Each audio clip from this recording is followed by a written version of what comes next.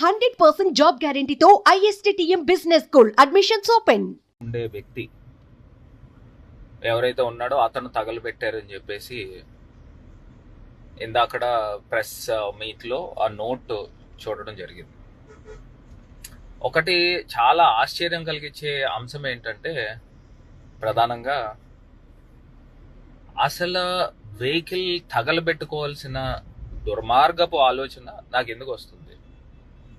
అసలు రావాల్సిన అవసరం ఏముంటుంది? అదేదో ఇప్పుడే గౌరవ శాసనసభ్యుల యొక్క వీడియో కూడా చూశాను, వాళ్ళు ఫేస్బుక్ లైవ్ లో కూడా పెట్టడం కూడా చూశాను. ఏదో నేను సానుభూతికి నేనేదో ప్రయత్నిస్తున్నానని మరి చెప్తా ఉన్నారు. అసలు నాకు ఎందుకు సానుభూతి? నాకు ఇప్పుడు సానుభూతి తెచ్చుకోవాల్సిన అవసరం ఏముంటుంది? నేను రాజమండ్రికి మంచి చేశానా లేదా? నేను రాజమండ్రికి మంచి చేశాను, నాకు అయినా నేను ఓడిపోయినా నాకు బాధ లేదు. ఎందుకంటే మంచి చేసి ఓడిపోయాను. ఏదో మొన్న ఆ కన్ఫెషన్ స్టేట్మెంట్ లో కూడా నేను చూశాను, ఆ వ్యక్తి ఎవరైతే వెహికల్ తగలబెట్టాడు అని చెప్పేసి పోలీస్ డిపార్ట్మెంట్ చెప్తా ఉన్నారో ఆ వెహికల్ గురించి, అతను మా దగ్గరకు వచ్చి 2 నెలల ముందర వచ్చాడు, ఎలక్షన్ కి 1 నెల ముందర వచ్చాడు.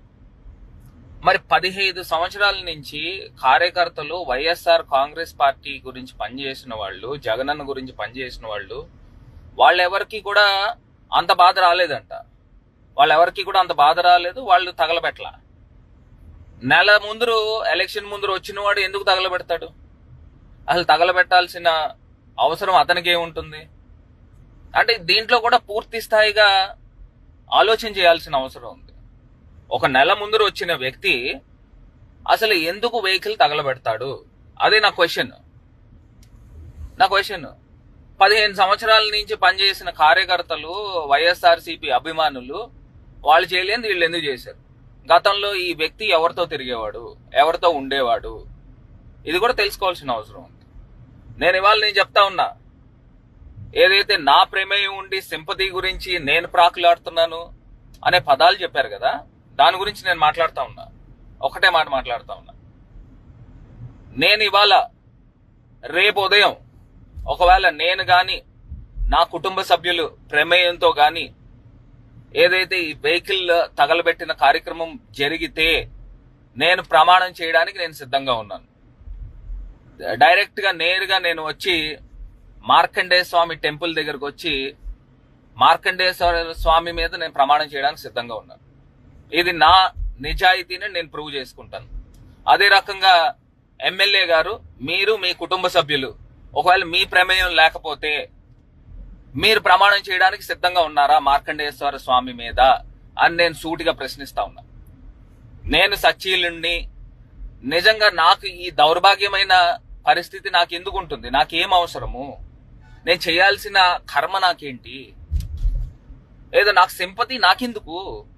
ఇప్పుడు నేను మంచి చేశాను, కంబాల్ చెరువు ఇంకా రకరకాల ప్రోగ్రామ్స్ నేను చేశాను, అయినా నేను ఎందుకు గెలవలేదని ప్రజలు ఆల్రెడీ సింపతి ఉందని నేను భావిస్తున్నా. మీరు ఆ రోజున ఏదైతే మీ అనుచరులతో మోరంపూడి ఫ్లైఓవర్ దగ్గర దాన్ని శిలాపలకాన్ని తొలగించారో అప్పుడు మీరు ఎంత నీచానికి పాల్పడ్డారనేది అక్కడ కనబడతా ఉంది.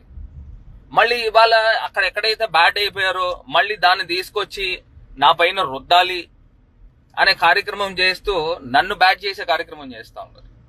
నేను ఒకటే చెప్తా ఉన్నా, ప్రమాణ పూర్తిగా నేను డైరెక్ట్ గా మార్కండేశ్వర స్వామి గుడి దగ్గరకు వచ్చి మార్కండేశ్వర స్వామి మీద ప్రమాణం చేయడానికి నేను సిద్ధంగా ఉన్నాను. నేను గాని నా కుటుంబ సభ్యులు గాని ఈ వెహికల్ తగలబెట్టిన దాంట్లో ప్రమేయం ఉంటే నేను నిలువున నాశనం అయిపోతాను. అది కూడా చెప్తున్నా. మీరు చేయడానికి సిద్ధంగా ఉన్నారా? మీరు గాని మీ కుటుంబ సభ్యుల యొక్క ప్రమేయం లేకోకుండా ఆ వ్యక్తి ఎవరు? నెల రోజుల ముందర వచ్చి మా దగ్గరకు వచ్చి చేరాడు.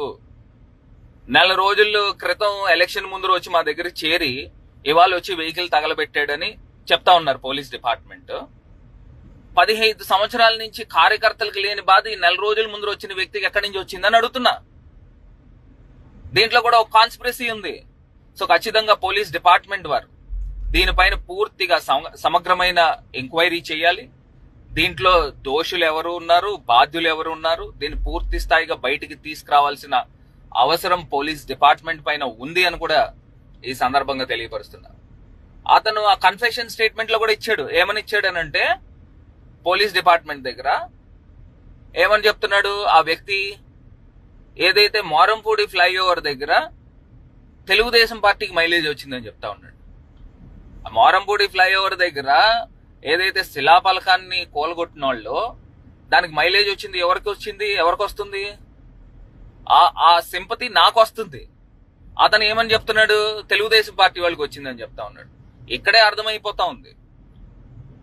ఇక్కడ మాకు సింపతి రావాలి అని చెప్పేసి ఆ వెహికల్ తగలబెట్టాడని చెప్తా ఉన్నాడు. ఇక్కడ ఎంత కాన్స్పిరసీ థియరీ. ఇప్పుడు నెల రోజుల క్రితం వచ్చిన వ్యక్తి ఎందుకు చేస్తాడు? అతను మరీ వచ్చి అన్ని వ్యాపారాలు వదిలేసుకుని వచ్చి ఇక్కడే ఉండి ఇక్కడే అన్ని పనులు చేసుకుంటూ వెళ్తా ఉన్నాడు అని అంటే మీరు పంపించిన వ్యక్తిగా మేము భావించాలా? ఎట్లా భావించాలి? ఇప్పుడు ఇంత నీచమైన సంస్కృతి మాకు లేదు. మాకు రాజకీయాలు ఒక్కటే పరమావధి కాదు. వ్యాపారం చేసుకుని మా నాన్నగారు కానీ మేం కానీ వ్యాపారం చేసుకుని ఇవాళ మేము మా సొంత డబ్బులు ఖర్చు పెట్టుకుని వ్యవహరించిన వ్యక్తులం మేము. ఇవాళ మీరు రాజకీయాల్లో మీరు డబ్బులు సంపాదించుకున్నారో, రాజకీయాలను అడ్డు పెట్టుకుని డబ్బులు సంపాదించుకున్నారో ప్రజలకు అన్నీ తెలుసు. ఇప్పుడు మేము రాజకీయాల్లోకి వచ్చిన తర్వాత నేను మొన్న చెప్పాను, మళ్ళీ ఇవాళ చెప్తున్నా, ఆనాల వెంకటపారావు రోడ్లో 10,000 గజాల స్థలం అమ్ముకున్నాం మేము. అది ఇవాళ దాని విలువ ఎంత ఉంటుంది?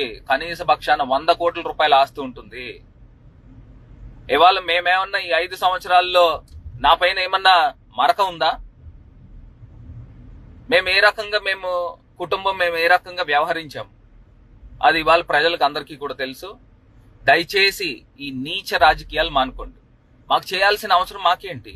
ఇప్పుడు సింపతియే గెయిన్ చేయాలంటే ఇప్పుడు ఏమన్నా ఎలక్షన్స్ ఉన్నాయా సింపతి గెయిన్ చేయడానికి? ఒకవేళ నిజంగా మా పైన ఆ వ్యక్తికి అంత అభిమానం ఉండి సింపతి ఇది చేయాలి అనే ఇది ఉంటే ఇప్పుడు మా పైన ఈ రకంగా మా వెహికల్ని ఎందుకు తగలబెడతాడు?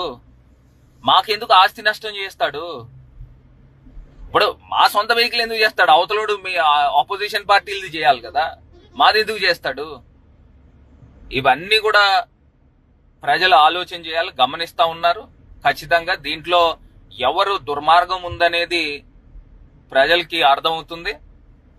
ఈ అవసరం మాకేంటి? ఎందుకు మేము చేస్తాము?